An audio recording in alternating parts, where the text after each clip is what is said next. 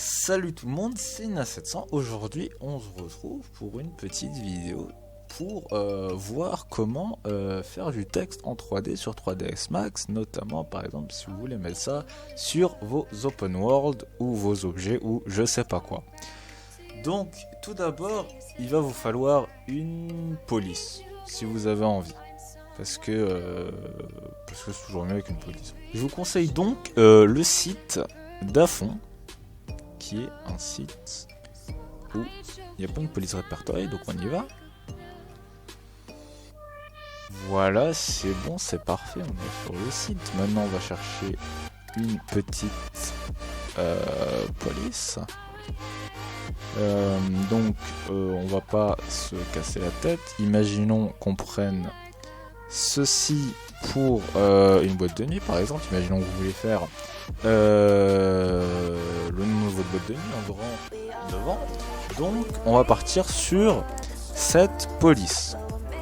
Vous pouvez bien sûr prendre celle que vous voulez. Donc, vous allez télécharger le .zip que vous allez extraire. Voilà, hop, on ouvre. Voilà, parfait. Donc moi, je vais mettre ça rapidos sur mon bureau. Tac. C'est extrait. Hop, on double-clique dessus pour la télécharger. Voilà, donc là, on a tous les caractères et on clique sur installer. Juste ici. Voilà, installation de la police. Elle est installée. Voilà, donc maintenant il faut, si vous avez déjà ouvert 3ds Max comme moi, il va falloir le refermer. Hélas, hein, donc bam, on referme 3ds Max. Et on se retrouve tout de suite quand il est réouvert, bien évidemment. Ok, 3ds Max est lancé. Du coup, ce que vous allez faire, moi je vais le laisser comme ça, on s'en fout un peu. Vous allez vous rendre dans le tout premier truc qu'il y a là. Alors, si j'arrive à m'y rendre aussi. Voilà, c'est la petite croix là. Et vous allez donc dans le cercle et vous allez cliquer sur texte plus. Voilà. Ensuite vous cliquez n'importe où, vous voulez mettre votre texte. Voilà, donc le texte a été créé. Et là, ce qui va nous intéresser en fait, c'est pas le visuel, mais c'est plutôt ce qu'il y a de ce côté. Donc ce qu'on va faire, on va taper le texte qu'on veut. Donc moi je vais taper hop, showroom FR. Voilà, là on est dans la police normale de base. Alors, si j'arrive à bien centrer ma caméra, voilà, c'est parfait. Donc là on est en mode normal. Et ce qu'on va faire, on va modifier la police. Donc dans la police, on va prendre celle qu'on vient de télécharger. Donc c'était celle-là, profond. Donc elle apparaît dans la liste normalement. Vous cliquez dessus et votre texte normalement, ouais, il a changé ici et normalement il a de même changé là. Oui, en effet, on voit le W qui a changé. Voilà. Donc maintenant, après vous pouvez modifier, hein, vous pouvez modifier, vous pouvez mettre par exemple en gras, en italique. Voilà, vous mettez comme vous voulez, vous pouvez souligner, vous pouvez régler la taille, etc. etc.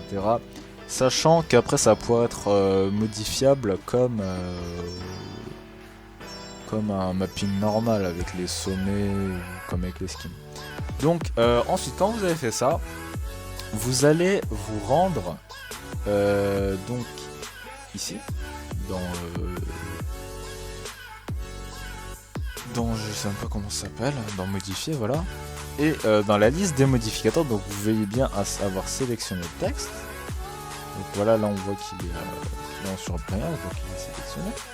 Et on va chercher dans la liste biseau. Ici, biseau.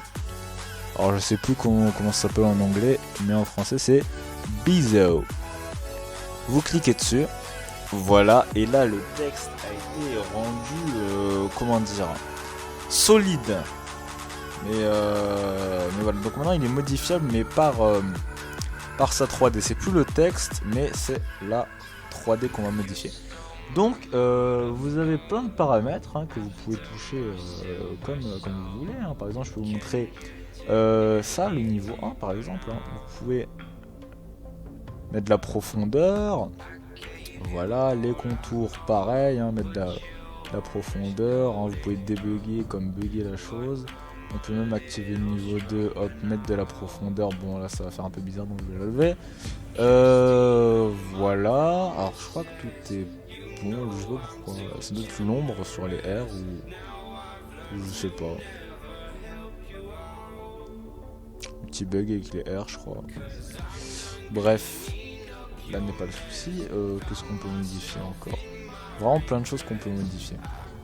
Donc une fois que tout est bon, ce que vous allez faire, c'est faire un clic droit dessus et convertir en, et vous allez mettre maillage éditable. Donc c'est quand vous faites des skins, des open world, c'est toujours en maillage éditable. Et là on a rendu le texte en maillage éditable. Donc à partir de maintenant, ça fonctionne exactement comme un open world, un mapping, un skin, ce que vous voulez. Vous avez vos sommets, vous pouvez modifier ce que vous voulez. Regardez, j'ai appuyé sur F4 pour qu'on voit bien tous les polygones qu'il y a, toutes les faces. Là vous voyez. On peut essayer de sélectionner des faces, par exemple celle-ci. Voilà, celle d'en bas. Vous pouvez mettre une texture. Bon là j'en ai pas sous la main, vous pouvez texturer ça. Voilà, hein, j'ai rien d'autre à ajouter. À part peut-être que je vais baisser la taille. Parce que c'est un peu trop grand. Voilà. Donc on va faire ça comme ça. C'est un peu bizarre. C'est même très bizarre. Ouais bon. Après hein, faut toucher un peu dans tous les sens. Et normalement ça va donner le résultat que vous voudrez. Et voilà donc ensuite vous mettez ça dans votre mapping. Et vous faites vous finissez votre mapping avec ça, hein, tout marche bien. Vous pouvez le transformer en objet. Bien sûr c'est extrayable, hein, vous allez dans KDFF, non pas KDFF, CamScript, DFF IOI, et voilà, ensuite vous exportez ça, hop, skip call, export DFF, mais étant donné que au moment actuel où je postais la vidéo, ceux du Discord apprentis n'ont pas encore appris à faire des open world, donc niveau exportation on verra ça dans une prochaine vidéo, et pour ceux qui savent faire des open world, vous savez comment ça marche. Allez hop, on se revoit dans une prochaine vidéo, salut.